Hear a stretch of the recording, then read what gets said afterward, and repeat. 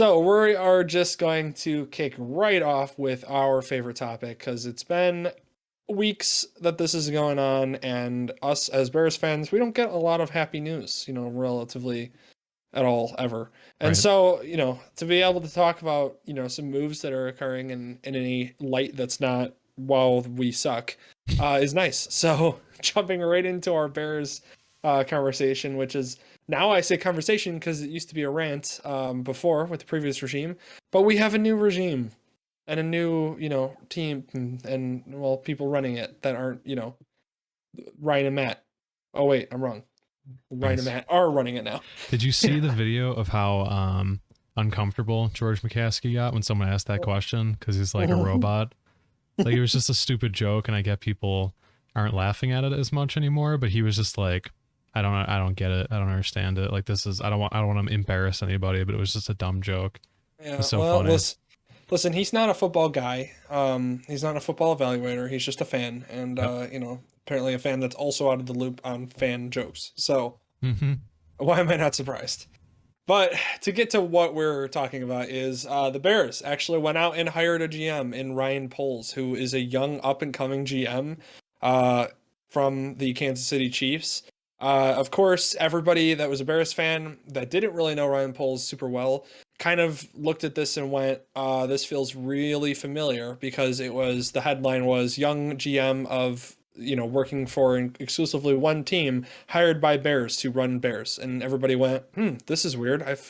Vaguely remember this 7 years ago when Orion was also hired that Yeah. was in the same thing. But I will say, difference here is that Ryan Poles actually worked under three different GMs there. GMs notable as like, Glenn Dorsey and, people like that are pretty successful elsewhere as well. And so it's one of those where he got to see how, three different opinions on how to run a team and how you would go about building a team. So he's Experience. got, Like yeah, he got that. experience that's lengthy. Yes. So he has that under his belt. He also was a former offensive lineman, which helps in the fact that he cares about the trenches, which is where the Bears have decided to just throw to the wayside. And apparently, if we don't block, we won't, win. And we saw that fully happen in the Browns game where, Myles Garrett was going to go off for 100 sacks. Right. So, yeah. So, yeah, it's much nicer to see that. So Ryan Poles comes in. I think he's what, 37 years old, I think, right? 36, Yeah, somewhere in that if that range. even. Yeah. So he's very young, very hungry. Obviously, wants to be successful. Yada yada yada. You hear that about every GM, but I am actually optimistic about him because, again, the Kansas City Chiefs are a team that's run their organization quite well. They have evaluated talent quite well, hence why they're in the Super Bowl contention every single year. Granted, I know that they have Patrick Mahomes, but he was also a part of the group that scouted Patrick Mahomes and decided to take Patrick Mahomes. So how Even like even more importantly, they're like their off season, and was I'm trying to think of the word.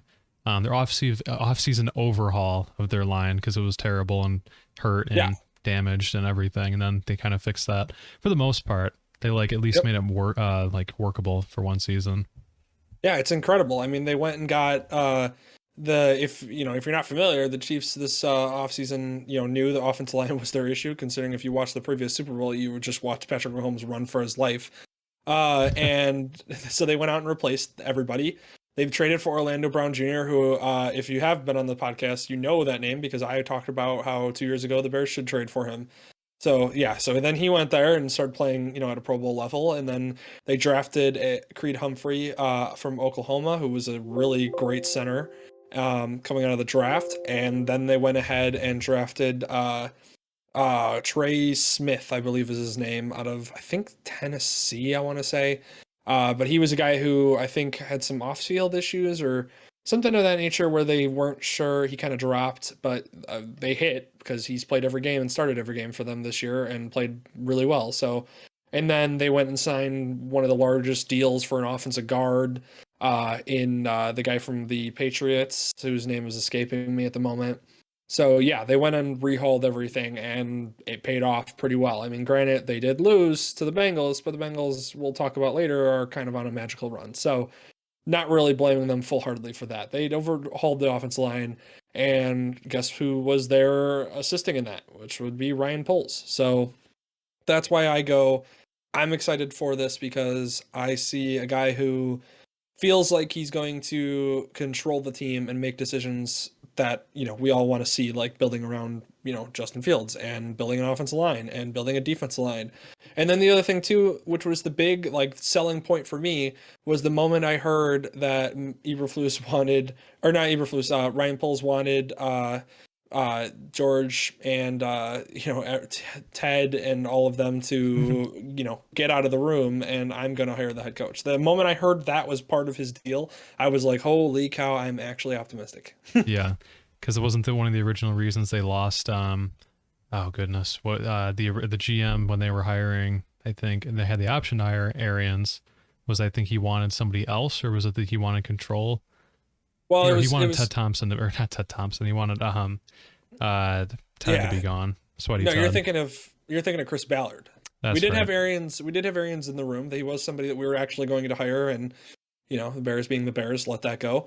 And then we had Chris Ballard, and his stipulation was that he wanted Ted to be nowhere near football operations. And George said, have a good day, Chris. Yeah. And it's worked out quite well for the Colts. So finally seeing that where our GM is actually gonna take the reins and run the organization like it should be, it was nice. And then he started doing things that made me happy, like he hired the first assistant GM. We've never had an assistant GM in the history of the organization. That job has not existed. How? I have no clue. Nobody understands. Yeah, what a weird fact. It's just so stupid. Just doesn't make any sense. But they hired assistant GM Ian Cunningham, who was in the Eagles front office. He's also a former offensive lineman. And apparently people said that really what contributed in the hiring is that Ryan Poles admired, obviously, his, success there, helping with the Eagles, but he also wanted somebody in the room that was going to oppose him or at least provide a different viewpoint, which is, again, a great sign of a leader of an organization, somebody that actually wants to listen to input. So again, it's great to see all of that. And it's very, encouraging, I guess is the word I would use. So. Yeah. I like, number one thing you said on top of it was the fact that he's going to focus on building the line, because I feel like that's a fundamental. I feel like that really hasn't changed even despite the NFL changing and schemes changing and everything else changing. I feel like it's a pretty generalized rule that you can go with where as long as you build out from the line, you could do a lot more, and there's a lot more like that. That's your foundation and your base to move off of. So if you actually have a line that could protect, yeah, you might not have superstar wide receivers or like depth at running back. Like you could start to build those out and build those out for cheap. But enabling that line to be actually effective is what starts it all. So as long as they start from there and they actually focus on that, obviously you can get into things like Justin Fields on play action, where he's probably the strongest, and then play action deep balls, all that stuff that you want to and envision him being able to do, and he had no chance at being able to do that this year, is exciting. And also Eberflus saying specifically he wanted to distribute like play calling. He's not doing all of it. He's focusing on being a head coach. Obviously you had the tease with like Nagy doing that back and forth, and ultimately that was just talk for a week or whatever and on and off. And yeah, maybe it might have helped a little bit, but still the core was still rotten. So we arrived at the same place. But if it's a person who's actually like directing and has like people that they could trust outside of themselves and actually like distributing, the entire game plan and everything, that seems balanced. It seems like it makes sense to me. And I feel like everyone wanted an offensive head coach, and I feel like this is like the next best thing for that, because I feel like if we want to worry about an offensive coordinator leaving, we have to first have a good offense. So that's cross that bridge when we get to their type of problem, to me. Yeah. And well, the other thing too is that people didn't realize is that people got afraid of the hire because they were like, oh, he had our defensive coach. And then people were also like, oh, it's they were interviewing Matt Eberflus before they even hired Ryan Poles. And it's like, yeah, well, you don't like what happens usually in those interviews with the GMs is they go, hey, what's your list of coaches that you would want to hire if that, and Eberflus was a guy that Ryan Poles had put on his list as a guy that he would be interested in hiring or, had a lot of interest in. So when the Bears then hired him, and they had already been talking to Eberflus because they were already impressed by Eberflus, Ryan Poles then brought him in to confirm what he thought, which is that he was a good candidate. And when he confirmed that, they went ahead and pulled the trigger and hired, Matt Eberflus. So it's one of those where the hire people need to calm down about like, well, is it really Poles' organization if they're, if he was there before? And it's like, yes, because I guarantee you he was on his list. It's not Ryan Poles isn't walking in there and hiring Eberflus because George told him to. He's hiring him because he's a guy that he had pegged, early in the process that he would be interested in having. He had other places to go to. Like that's yeah. Like if he didn't want to hire him and that wasn't on his list, he easily could have gone to somewhere else. The Vikings were looking at him. I think like when we were getting down to the finalist pool, he had options. So if he was going to rescind that power or whatever, he could have done that somewhere else and just said, okay, well, that's fine. If I can't pick, then I'm going to go somewhere else. So I don't really think that holds water, and whatever happens in the upcoming seasons or whatever, like that has to be established. Like he got to pick, it's his bed that he's lying in, all that. Yep.